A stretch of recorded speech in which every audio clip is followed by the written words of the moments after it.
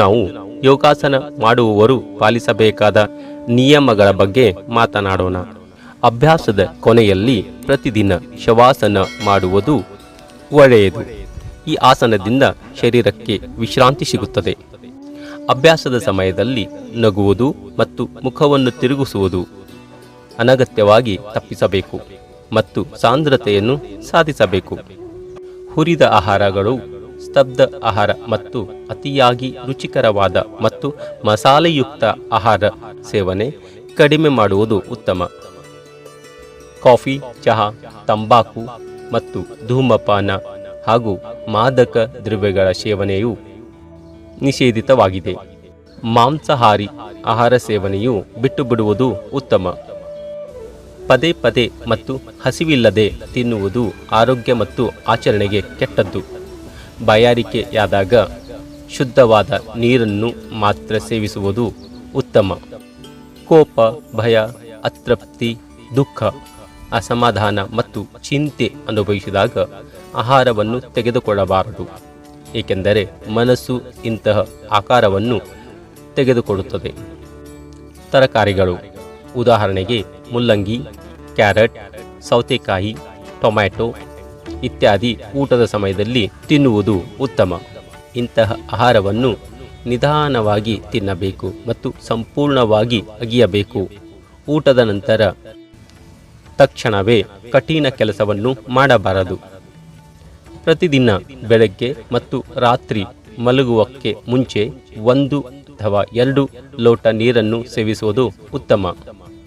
ಅಭ್ಯಾಸದ ವೇಳೆ ಹೊರಬೀಳುವ ಬೆವರನ್ನು ಬಟ್ಟೆಯ ಸಹಾಯದಿಂದ ಆಗಾಗ್ಗೆ ಒರೆಸಿಕೊಳ್ಳಬೇಕು. ಕೆಲವು ಜನರು ಇದನ್ನು ಕೈಯಿಂದ ಉಜ್ಜಿದಾಗ ಮತ್ತು ಒಣಗಲು ಅನುಮತಿಸಬೇಕೆಂಬ ದೃಷ್ಟಿಕೋನವನ್ನು ಸಹ ಹೊಂದಿದ್ದಾರೆ. ಇದು ದೇಹಕ್ಕೆ ಹೊಳಪು, ಸ್ಥಿರತೆ ಮತ್ತು ಶಕ್ತಿಯನ್ನು ನೀಡುತ್ತದೆ. ಆದರೆ ಶುದ್ಧವಾದ ಬಟ್ಟೆಯಿಂದ ಅದನ್ನು ಒರೆಸಿಕೊಳ್ಳುವುದು ತಪ್ಪೇನಲ್ಲ. ರಾತ್ರಿಯಲ್ಲಿ ನಿದ್ರೆ ಇಲ್ಲದಿರುವಿಕೆ ಅಥವಾ ಎಚ್ಚರಗೊಳ್ಳುವಿಕೆ, ಹಗಲಿನ ಸಮಯದಲ್ಲಿ ಮಲಗುವುದು, ಈ ಎಲ್ಲ ವಿಷಯಗಳು ಹಾನಿಕಾರಕವಾಗಿವೆ. ಅಪೇಕ್ಷಕರಿಗೆ ಮತ್ತು ಪ್ರಯಾಸಿಕರಿಗೆ 7 ಗಂಟೆಗಳ ಕಾಲ ನಿದ್ರೆ ಅವಶ್ಯಕವಾಗಿದೆ. ಆದಾಗ್ಯೂ ಸ್ನೇಹಕ್ಕಾಗಿ ನಿಕಟವಾಗಿ ಇತರರು ಬಟ್ಟೆಗಳನ್ನು ಧರಿಸುವುದು ಮತ್ತು ಅವರಿಗೆ ಉಡುಪುಗಳನ್ನು ನೀಡುವುದು ತಪ್ಪಾಗಿದೆ. ಯೋಗಾಸನ ಅಥವಾ ಪ್ರಾಣಾಯಾಮಗಳು ಕೆಲವು ದಿನಗಳಿಗೆ ಮನರಂಜನೆಗಳಿಗಾಗಿ ಅಭ್ಯಾಸ ಮಾಡುವುದು ಮತ್ತು ನಂತರ ಬಿಟ್ಟು ಬಿಡುವುದು ಒಳ್ಳೆಯದಲ್ಲ. ಇದು ಜೀವನದುದ್ದಕ್ಕೂ ನಿರ್ವಹಿಸಬೇಕಾದ ಒಂದು ಅಭ್ಯಾಸ. ಹೆಚ್ಚು ಬೊಜ್ಜು ಬೆಳೆಸಿಕೊಂಡವರು, ದಪ್ಪ ಇದ್ದವರು, ತೆಳ್ಳಗೆ ಆಗಬೇಕೆಂದು ಆಸೆ ಪಡುವವರು ಈ ನಿಯಮಗಳನ್ನು ಪಾಲಿಸಬೇಕು. ತಾವು ತಿನ್ನುವ ಆಹಾರ ತಮಗೆ ಇಷ್ಟವಾಗಿರಬಾರದು. ಇಷ್ಟವಿಲ್ಲದ ಆಹಾರ ತಿನ್ನಲು ಇಷ್ಟಪಡಬೇಕು. ಹಾಗೂ ಸಾಯಂಕಾಲ ಮಲಗುವುದಕ್ಕಿಂತ ಮುಂಚೆ ಹಲ್ಲನ್ನುಜ್ಜಿ ಬಾಯನ್ನು ಸ್ವಚ್ಛವಾಗಿ ತೊಳೆದುಕೊಂಡು ಮಲಗಬೇಕು. ಬೆಳಗ್ಗೆ ಎದ್ದ ತಕ್ಷಣ ಹಲ್ಲು ಉಜ್ಜದೆ ಹಾಟ್ ವಾಟರ್ನಲ್ಲಿ ನಿಂಬೆಯನ್ನು ಹಿಂಡಿ ಕುಡಿಯಬೇಕು. ನಂತರ ಹಲ್ಲನ್ನುಜ್ಜಿ ಸ್ನಾನ ಮಾಡಬೇಕು. ಈ ರೀತಿ ಮಾಡುವುದರಿಂದ ತಮಗೆ ಯಾವ ರೋಗವೂ ಬರುವುದಿಲ್ಲ ಹಾಗೂ ಚರ್ಮದ ಕಾಯಿಲೆಯೂ ದೂರವಾಗುತ್ತದೆ. ಪ್ರಾಣಿಗಳನ್ನು ಗಮನಿಸಿ. ಪ್ರಾಣಿಗಳಿಗೆ ಯಾವುದೇ ಗಾಯಗಳಾದರೆ ತಮ್ಮ ನಾಲ್ಗೆಯಿಂದ ಅದನ್ನು ನೆಕ್ಕಿ ತಮಗೆ ಆದ ಗಾಯವನ್ನು ದೂರಗೊಳಿಸುತ್ತವೆ.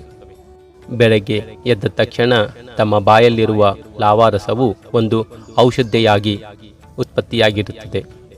ದಪ್ಪಾಗಿರುವವರು ಅನ್ನ ಹಾಗೂ ಬಿಳಿಯ ಯಾವುದೇ ಪದಾರ್ಥವಾಗಿರಲಿ, ಹಾಲು ಇತ್ಯಾದಿಗಳು ಸೇವಿಸುವುದು ಒಳ್ಳೆಯದಲ್ಲ.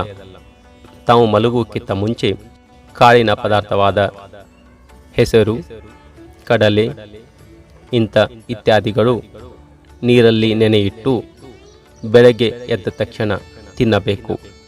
ಆಪಲ್, ಪಪ್ಪಾಯಿ, ಮಾವಿನಕಾಯಿ, ಕಿತ್ತಾಳೆ, ಗವಿಯ ಹಣ್ಣು, ಜಂಬು ಹಣ್ಣು, ಬಾಳೆ ಇತ್ಯಾದಿ ತಿನ್ನುವುದು ಉತ್ತಮ. ಆದಷ್ಟು ನೀರು ಕುಡಿಯುವುದು ಒಳ್ಳೆಯದು. ನೀರು ಎಷ್ಟು ಕುಡಿಯುತ್ತೇವೆ ಅಷ್ಟು ನಮ್ಮ ದೇಹಕ್ಕೆ ಒಳ್ಳೆಯದು.